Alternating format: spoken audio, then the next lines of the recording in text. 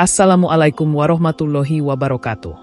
Syukur alhamdulillah kita bisa berjumpa lagi di channel ini. Sholawat dan salam selalu dan tetap tercurahkan kepada junjungan kita, Nabi besar Muhammad SAW. Harapan dan doa saya semoga saudaraku semuanya selalu diberikan kesehatan, dilapangkan rezekinya, diampuni dosa-dosanya dan dipanjangkan umurnya. Amin ya Rabbal Alamin. Saudara-saudaraku yang dirahmati Allah, istighfar adalah salah satu bentuk penghambaan dan taubat yang sangat dianjurkan dalam Islam. Ia merupakan ungkapan penyesalan seorang hamba atas dosa dan kesalahan yang telah diperbuat, serta memohon ampunan dari Allah Subhanahu wa Ta'ala yang Maha Pengampun. Dalam Al-Quran dan hadis, banyak sekali keutamaan istighfar yang disebutkan. Salah satunya adalah menjadi sebab turunnya rahmat, terbukanya pintu rezeki, dan diangkatnya derajat seseorang di sisi Allah. Namun, tidak semua istighfar langsung dikabulkan oleh Allah Subhanahu wa Ta'ala. Terdapat golongan-golongan manusia yang istighfarnya tidak diterima atau bahkan ditolak karena dosa dan maksiat yang mereka lakukan belum disertai dengan taubat yang sebenarnya.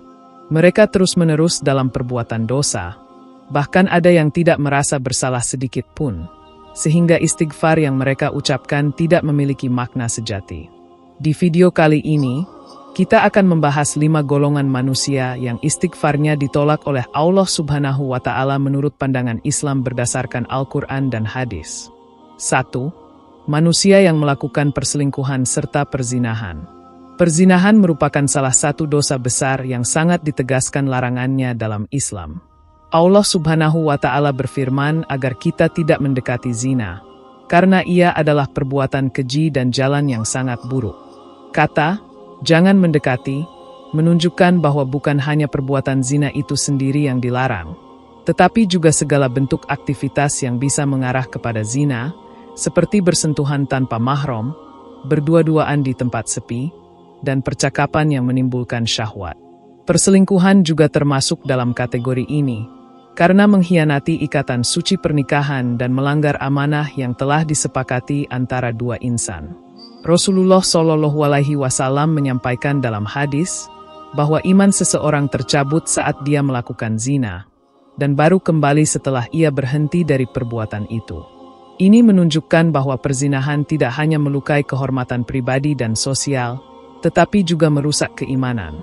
Dalam hadis lain, Rasulullah menyebut bahwa orang yang berzina dalam keadaan belum menikah harus dicambuk 100 kali dan diasingkan. Dan bagi yang sudah menikah hukumannya lebih berat. Semua ini menunjukkan betapa besarnya dampak dosa zina terhadap kehidupan spiritual dan sosial umat Islam. Perzinaan menodai kesucian diri, keluarga, dan masyarakat. Ketika seseorang terlibat dalam zina, ia telah menginjak-injak kepercayaan, menghancurkan pernikahan, bahkan bisa mengakibatkan lahirnya anak-anak tanpa status nasab yang jelas. Anak-anak ini rentan terhadap diskriminasi dan kehilangan hak-hak sosialnya. Karena itu, Islam memberikan perhatian besar dalam menjaga keturunan melalui pernikahan yang sah dan hubungan yang halal. Setiap langkah menuju perzinahan harus dijauhi demi menjaga kesucian masyarakat. Istighfar dari pelaku zina tidak akan diterima kecuali dengan taubat yang benar-benar ikhlas. Taubat nasuha mengharuskan pelakunya untuk menghentikan perbuatannya, menyesalinya dengan hati terdalam, dan bertekad untuk tidak mengulanginya. Jika seseorang masih terjebak dalam perselingkuhan, bahkan menikmatinya tanpa ada niat memperbaiki diri, maka istighfarnya hanyalah formalitas lisan yang tidak menyentuh hati. Allah Maha Pengampun, tetapi juga Maha mengetahui isi hati setiap hambanya. Dengan demikian, zina dan perselingkuhan bukan hanya dosa terhadap Allah, tetapi juga kejahatan terhadap pasangan, keluarga, dan masyarakat. Mereka yang terlibat dalam dosa ini harus segera kembali kepada Allah dengan taubat sejati. Istighfar tidak akan membuka pintu ampunan jika tidak disertai dengan perbuatan nyata meninggalkan dosa. Allah memberikan kesempatan kepada setiap hamba untuk kembali, tetapi hanya mereka yang benar-benar jujur dalam taubatnya yang akan diterima dan diberi ampunan. 2. Seseorang yang memakan harta yang haram. Makanan yang dikonsumsi seseorang mempengaruhi keberkahan hidup, kesehatan rohani, dan bahkan diterimanya ibadah. Islam sangat tegas dalam perkara kehalalan rezeki. Allah Subhanahu wa Ta'ala memerintahkan manusia untuk mencari rezeki yang halal dan baik, serta melarang keras memakan harta orang lain dengan cara batil. Harta haram dapat diperoleh dari korupsi, suap, riba, mencuri, menipu, hingga berdagang barang haram. Setiap bentuk harta haram yang masuk ke dalam tubuh akan menjadi penghalang antara hamba dan Tuhannya. Rasulullah Shallallahu Alaihi Wasallam bersabda bahwa seorang laki-laki yang memakan dari hasil haram, pakaiannya haram, minumannya haram, dan diberi makan dari hasil haram, maka Allah tidak akan menerima doanya meskipun ia berdoa sepanjang hari. Hadis ini memberikan gambaran jelas bahwa harta haram adalah penghalang utama diterimanya amal ibadah, termasuk istighfar. Bahkan sedekah dari harta haram pun tidak akan diterima, karena Allah hanya menerima dari yang halal dan baik. Dampak dari memakan harta haram sangat luas. Ia tidak hanya merusak hubungan antara hamba dan Allah, tetapi juga merusak hubungan sosial dan ekonomi masyarakat. Korupsi, misalnya, merampas hak rakyat kecil dan membuat sistem menjadi timpang. Demikian pula penipuan dan riba yang menyengsarakan banyak orang.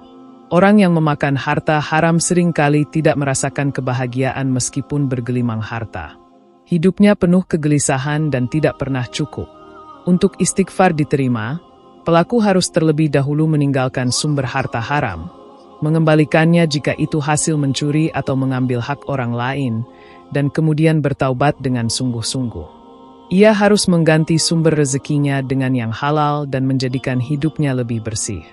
Jika tidak, istighfar hanya menjadi rutinitas lisan yang tidak membawa makna di sisi Allah. Harta yang masuk ke tubuh manusia menjadi bahan penyusun darah dan dagingnya. Jika daging itu tumbuh dari yang haram, maka nerakalah yang lebih layak baginya, sebagaimana disebut dalam hadis. Oleh karena itu, orang yang memakan harta haram termasuk golongan yang istighfarnya tertolak sampai ia benar-benar membersihkan dirinya dan hartanya, serta menempuh jalan yang lurus dalam mencari nafkah. 3. Orang-orang yang fakir namun sombong. Kesombongan merupakan sifat yang sangat dibenci oleh Allah Subhanahu wa Ta'ala, dan termasuk penyakit hati yang paling membinasakan. Tidak hanya orang kaya yang bisa sombong, tetapi juga orang miskin. Dalam hadis disebutkan bahwa ada 3 golongan yang paling dibenci Allah, salah satunya adalah orang fakir yang sombong. Ini karena kefakiran seharusnya membawa pada kerendahan hati dan ketundukan kepada Allah, bukan malah menjadikan seseorang merasa tinggi, angkuh, dan merendahkan orang lain. Orang fakir yang sombong biasanya sulit menerima nasihat, merasa paling benar, dan menolak bantuan meskipun sangat membutuhkannya. Padahal, Islam mendorong orang fakir untuk tetap bersabar, tawadu, dan menggantungkan harapan kepada Allah. Ketika ia menolak nasihat dan enggan memperbaiki diri, maka ia sedang menutup pintu-pintu rahmat. Istighfar dari orang yang sombong tidak akan pernah sampai kepada Allah, karena hatinya keras dan tidak mengakui kelemahannya di hadapan Sang Pencipta. Kesombongan adalah sifat iblis yang menolak perintah Allah untuk sujud kepada Adam karena merasa dirinya lebih baik. Maka, siapapun yang meniru sifat iblis, termasuk fakir yang sombong, berarti sedang menjauhkan diri dari sifat hamba sejati. Dalam Al-Quran, Allah menyatakan tidak menyukai orang-orang yang sombong dan membanggakan diri. Jika orang miskin masih bersikap sombong, maka ia telah menyatukan 2 ujian sekaligus, kefakiran dan kesombongan, yang membuatnya semakin jauh dari rahmat Allah.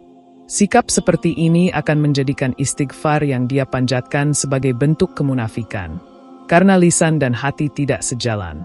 Ia seolah memohon ampun, tetapi tidak mengakui kesalahan dan kelemahannya. Bahkan, bisa jadi ia justru menyalahkan keadaan dan mencibir orang yang diberi kelapangan rezeki oleh Allah. Sementara itu, Allah hanya mencintai hamba-hamba yang tawadu dan mengakui kesalahan mereka. Oleh karena itu, penting bagi setiap orang, terlebih yang dalam keadaan sulit, untuk menjadikan dirinya rendah hati dan penuh harap kepada Allah. Kesombongan, baik dalam kaya maupun miskin, adalah penghalang ampunan. Allah hanya menerima istighfar dari hati yang tunduk dan penuh kesadaran akan dosa. Maka, Orang fakir yang sombong tergolong orang yang istighfarnya ditolak karena hatinya tertutup dari cahaya hidayah. 4. Para pemimpin yang suka berbohong kepada rakyatnya. Kepemimpinan dalam Islam bukan sekadar posisi kehormatan atau kekuasaan, melainkan amanah besar yang akan dimintai pertanggungjawaban langsung di hadapan Allah Subhanahu wa Ta'ala. Rasulullah Shallallahu Alaihi Wasallam bersabda bahwa setiap kalian adalah pemimpin dan akan dimintai pertanggungjawaban atas kepemimpinannya. Seorang pemimpin wajib berlaku adil, jujur, dan transparan dalam mengatur urusan rakyatnya. Jika ia berbohong, menipu, atau menyembunyikan kebenaran demi keuntungan pribadi, maka ia telah mengkhianati amanah tersebut dan menjauh dari sifat-sifat kepemimpinan yang diajarkan oleh Rasulullah. Bohong merupakan salah satu ciri utama kemunafikan. Sebagaimana disebutkan dalam hadis bahwa tanda orang munafik itu ada 3. Jika berbicara dia berdusta, jika berjanji dia mengingkari, dan jika diberi amanah dia khianat. Ketika seorang pemimpin terus-menerus berdusta kepada rakyat, dia tidak hanya menghancurkan kepercayaan publik, tetapi juga merusak struktur sosial dan melemahkan sendi-sendi keadilan. Kejahatan seperti ini berdampak luas dan dapat menjerumuskan banyak orang ke dalam penderitaan serta kesesatan. Allah Subhanahu wa Ta'ala berfirman bahwa orang-orang yang memutarbalikkan fakta dan menyembunyikan kebenaran dari manusia akan dilaknat dan dijauhkan dari rahmat-Nya. Rasulullah juga memperingatkan dalam hadis bahwa pemimpin yang menipu rakyatnya tidak akan mencium bau surga, meskipun baunya tercium dari jarak yang sangat jauh. Hal ini menjadi peringatan keras bagi siapapun yang diberi amanah kepemimpinan agar tidak bermain-main dengan kebenaran.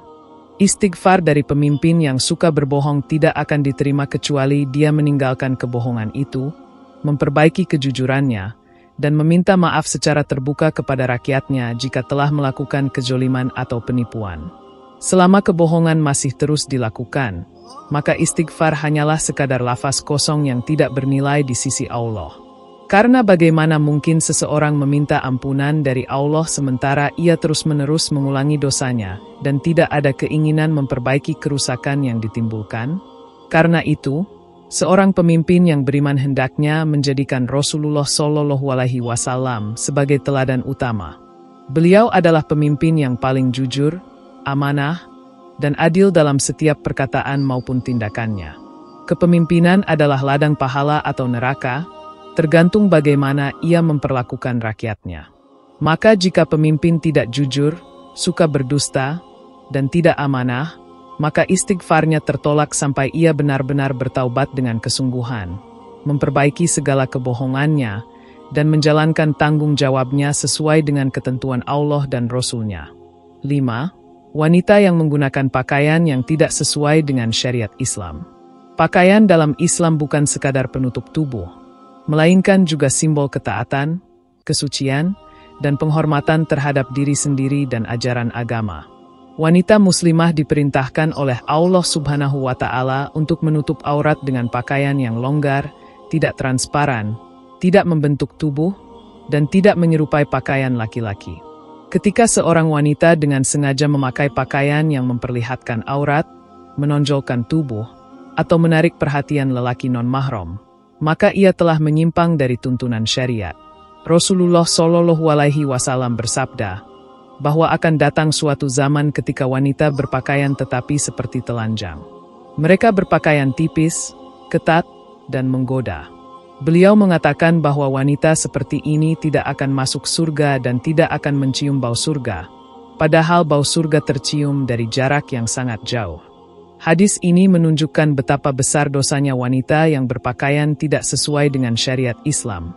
Karena selain ia bermaksiat secara pribadi, ia juga mengundang maksiat dari orang lain yang melihatnya. Pakaian yang tidak syar'i menjadi penyebab hilangnya rasa malu dan rusaknya akhlak dalam masyarakat. Ketika wanita mengumbar aurat, maka ia menjadi objek syahwat di mata laki-laki, dan ini menjadi pintu terbuka bagi dosa lain seperti zina, pandangan haram, hingga pelecehan seksual. Islam menjaga perempuan dengan syariat hijab bukan untuk membatasi gerak, tetapi untuk memuliakan dan melindungi mereka dari kerusakan moral yang lebih luas. Allah memerintahkan agar wanita menundukkan pandangan dan menjaga kehormatannya. Wanita yang tetap berpakaian dengan gaya yang tidak islami, meskipun ia sering membaca istighfar, maka istighfarnya tertolak selama ia tidak menunjukkan niat untuk meninggalkan kebiasaan tersebut. Allah melihat hati, tetapi juga perbuatan. Istighfar tidak akan bernilai tanpa perubahan sikap dan komitmen terhadap perintah Allah. Jika seseorang benar-benar menyesal dan ingin memperbaiki diri, maka langkah pertama adalah dengan menutup auratnya secara benar dan menjaga perilaku serta sikapnya. Ketaatan kepada Allah dalam urusan pakaian merupakan bentuk ibadah yang tampak. Seorang wanita yang menutupi auratnya bukan hanya sedang menjalankan perintah, tetapi juga menjaga kemuliaan Islam dan kehormatan dirinya. Allah akan mencintai hamba-hambanya yang menaati perintahnya secara lahir dan batin. Maka bagi wanita yang berpakaian tidak sesuai syariat, pintu taubat selalu terbuka. Namun, perubahan itu harus nyata, bukan sekadar lisan. Jika tidak, maka istighfarnya tetap akan tertolak hingga ia benar-benar tunduk kepada aturan Allah Subhanahu wa Ta'ala. Saudara-saudaraku yang dirahmati Allah, dalam kehidupan ini, setiap manusia pasti tidak luput dari dosa. Namun, rahmat dan ampunan Allah Subhanahu wa Ta'ala sangat luas bagi siapa saja yang sungguh-sungguh ingin kembali kepadanya. Istighfar adalah kunci taubat, namun ia bukan sekadar ucapan di lisan, melainkan harus diiringi dengan kesadaran hati dan perbuatan yang nyata. Tanpa itu, istighfar bisa menjadi sia-sia. Kelima golongan yang telah disebutkan di atas menjadi pengingat keras bagi kita semua agar tidak terjerumus dalam dosa-dosa besar yang dapat menghalangi ampunan Allah. Dosa seperti zina, memakan harta haram, kesombongan dalam kefakiran, kebohongan dalam kepemimpinan, serta pakaian wanita yang tidak syar'i adalah contoh nyata dari pelanggaran yang berat dalam Islam. Umat Islam harus senantiasa memperbaiki diri dan berupaya menjauh dari golongan yang ditolak istighfarnya. Kesungguhan dalam taubat, niat untuk berubah, dan konsistensi dalam ketaatan adalah syarat agar Allah menerima istighfar seorang hamba. Jangan sampai kita termasuk orang-orang yang terus mengucapkan istighfar, namun tidak ada perubahan dalam perilaku kita. Semoga Allah Subhanahu wa Ta'ala menjauhkan kita dari sifat-sifat tercela dan memasukkan kita dalam golongan hambanya yang taubatnya diterima dan dosanya diampuni. Mari kita jadikan kehidupan ini sebagai kesempatan untuk terus memperbaiki diri dan mendekat kepada Allah dengan hati yang tulus dan bersih. Demikian yang dapat saya sampaikan. Semoga yang menyimak video ini sampai akhir terhindar dari neraka dan dimasukkan ke dalam surganya. Amin ya Rabbal Alamin.